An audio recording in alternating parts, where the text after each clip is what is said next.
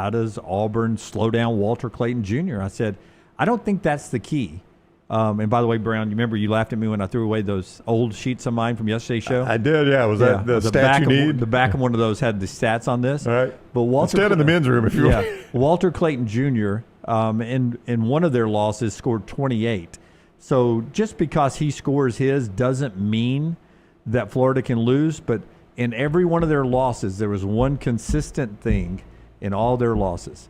You're talking about in all of Florida's losses? All of Florida's losses. Alex Condon, 10 points or less, and the winning team beat Florida when they outscored them in paint points. Points in the paint. Every one of Florida's losses came when they beat them in the paint. It wasn't really Walter Clayton Jr., though Tennessee, kept him at arm's length in their one win over Florida. But the consistent way to beat Florida, and that's Auburn's challenge next, is to beat them in the paint. And that's where the health of Janai Broom becomes very important. And it's also where the defense and Dylan Cardwell comes in, Chaney Johnson when he's in there. That becomes, to me, the focal point of this game. I was looking back at the game that Florida beat Auburn in the regular season at Neville, 90-81, and I was just looking for some things, because I think that game we were at Odie's that Wednesday night watching it. Am I right about that? I'm almost positive it was a Wednesday night. No, it was a Saturday game. Was it? Yeah, Florida at Auburn, yeah. Well, anyway, with that said, I was looking at some different things, and I was like, did Auburn turn the ball over a lot? Florida had more turnovers. Did Florida dominate the boards? That typically is a way Auburn can lose games. Dead even in rebounds. Yep. Florida didn't shoot it extremely well. 48% from the field. Clayton was good, 6 of 11, 19 points, but he wasn't great. Yeah, no. I think, Jim, you run in with Clayton, you run into the situation that Alabama kind of faced with Duke is you could take Cooper Flagg out of the game. Alabama didn't let Cooper Flagg beat them. But Nate Oates said this, they were way too focused on Cooper Flagg. And if you start to be way too focused on Clayton, guess who's probably going to be the beneficiary of that? Because now your defense is pulled out closer, to the three-point arc, and the guy you just mentioned, Condon, is probably going to get a good one-on-one or maybe even unguarded. You go back to the way Florida spanked Alabama on senior night in Tuscaloosa. How many of those easy backdoor alley-oops did they get? Yep, all of them. Yeah. All of them. Anytime they wanted it, they alley-ooped the backdoor to them. So to me, beating Florida is, Walter Clayton Jr. is going to get his, I feel like. Though Auburn's great defensively on the perimeter, it's down to the paint. Bruce had a chance to talk about Janai's injury after the game on Sunday. If you can give me cut number 1, Tyler. Here's what he says, and then I want you guys to tell me on Janai Broom's health. Just eye test on when he's been healthy and where you think he is right now. Here's Bruce Pearl on Janai Sunday. Did you get a diagnosis from the team doctor? Was it hyperextension or anything? And is there anything that he will be limited doing in the next week? Yeah, Pat, I didn't get any diagnosis. When Janai came out of the locker room, I hadn't talked to the doctor, but I just asked him, are you good to go? He said, I am. I said, well, get your ass in there. And so Dylan was ready to come out. Dylan was kind of calling the bench, and if Janai had not come out, I probably would have just, called a timeout. I think we won't really know until tomorrow and see what that was. Whether it's a slight hyperextension or whatever it was. Obviously, the doctors were able to examine it and determine that there was no damage. Yeah, and I bet you it'll be pretty sore tomorrow, though. And tomorrow, of course, was yesterday now. So as Auburn gets back in their preparation before they leave in a few hours, few days to head to San Antonio, we should get an update. But it's going to be very close to the vest. You're not going to, at this point, there's no injury report you've got to put out there about Janai Broom. You're not going to be totally forthcoming on how healthy Janai Broom is. Yeah. And I will say that I think Bruce Pearl talked with Jeff Goodman to the field of 68 and told him that when they do practice initially, he's probably not going to practice, which, again, we're months into this season. At this point, if Janai Broom's just watching film, you're probably good with that, right? And walking through whatever you're walking through, this is a familiar opponent, so I don't think not practicing is that big of a deal. You will do absolutely anything to get him healthy right now. So, is he going to be 100%? No, probably not. But who's 100%? And when has he been 100% this year? I don't know that he's been 100% since that initial injury. Yeah, not since the initial. And it's the shoulder first, remember? Yep. against the Purdue, the game where he missed Purdue, Yeah, well, or was going to miss Purdue. He didn't. He played Purdue. That's but right. He played it with a harness on his shoulder and played well. Yep. Then he had the leg. Then he had the leg. Which he re-aggravated during the Alabama game to the point he had to come out of the game. And he still produced. Yep. A National Player of the Year. So I think a storyline of his health, 100% or not, we don't think he'll be 100%, but when has he been 100%, and how has that hindered him? It really has. I can't get a feel for this game right now.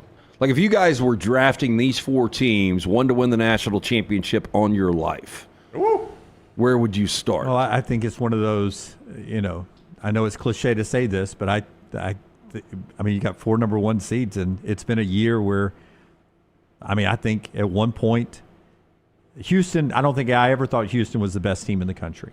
Boy, I think they might be right now, though. Like, do you really? They could be. I don't know. I mean, what they did defensively to Tennessee, and not that Tennessee, but you said they were 17th in KenPom. Yeah. On offensively. offense, yeah. I mean, that is the thing that Kelvin Sampson has done this year is he's fixed their offensive slumps. They were 10th in KenPom. It was Tennessee that was 17th. With all that said, like, I don't know if you guys have a feel. Like, I still feel like Duke is going to win this thing. Yeah. For the biggest part of the year, I thought Auburn was the best team in the country, and I think they're number 1 overall seed. Near the end of the year, I thought Florida was the best team in the country, and now having seen them twice in person, I think maybe Duke is the best team in the country. I've never thought Houston was, and it's probably just the fact that Auburn and Alabama both beat them back pre-conference. But that was back before they figured it out. And I think we did sleep a little bit on the Big 12. Yeah. Just based on what Texas Tech did. Yeah. So I'll answer your question this way. You are stranded in the middle of nowhere with no help, and I'm going to give you a cell phone. And your choices are take the iPhone, tried and true. You've used it. You know it works. Or I got these other ones that are good, and they're getting good reviews, but they're not the iPhone. Which one are you taking? So is in this analogy, is Duke the iPhone? 100% Duke's the iPhone. They've been at 18 Final Fours. Yeah, but it is a different regime. Yeah, it is, but it looks a lot like the old regime, does it not? It does. It's the updated it's the updated iPhone. But since Auburn, who I guess you're saying is a Samsung, since Auburn went to their first Final Four in 2019. Nobody's been to more, have they? Than Auburn? I guess Auburn's been to 2. And I've said this to 2. a lot on a different style. And look, and it will be a first-time national championship coach. But when you've never seen the brand do it before, it's more difficult to envision that. Yeah. Houston has never done it. Auburn's never done it. We've seen it with Florida and Duke. Yeah. I probably have Duke right now as the team to beat. Then I'd probably stick with Florida. Well, I've gone over the numbers. Let's just say Duke wins this game. I think over Florida, they're a 2.5 to 3 point favorite. And over Auburn, they're probably 3.5 to 4. Right. So it's not like they're going to be a significant favorite over either one of these teams if they, in fact, beat Houston. And that's a big if. I've got the odds for the national championship game, all the matchups. Duke-Auburn would be the biggest point spread. You want to guess what it is? Have you seen this already? I have not. I just said I think Duke would be 4 points over Auburn. 5.5 is what they're projecting it being. Do you remember what it was at Cameron Indoor? I'm sorry, Jim. Yeah, it was more than that. Yeah. I don't remember. 6.5 maybe. Okay. Yeah, the Duke would be against Florida. You want to? Duke against Florida is going to be obviously lower. I said that would be 2.5 or 3. Yeah, they got it at 4.5. Okay. So Duke would be a pretty healthy favorite, relatively speaking, if they're in the national championship game. Houston versus Auburn. Houston versus Auburn, I would list, I would go straight up pick. They got Houston -1. Okay. Virtual pick. And Florida versus Houston. I would go Florida probably 1. They go an absolute pick. Okay. And that's where they would be right now. So you're very close to all of those.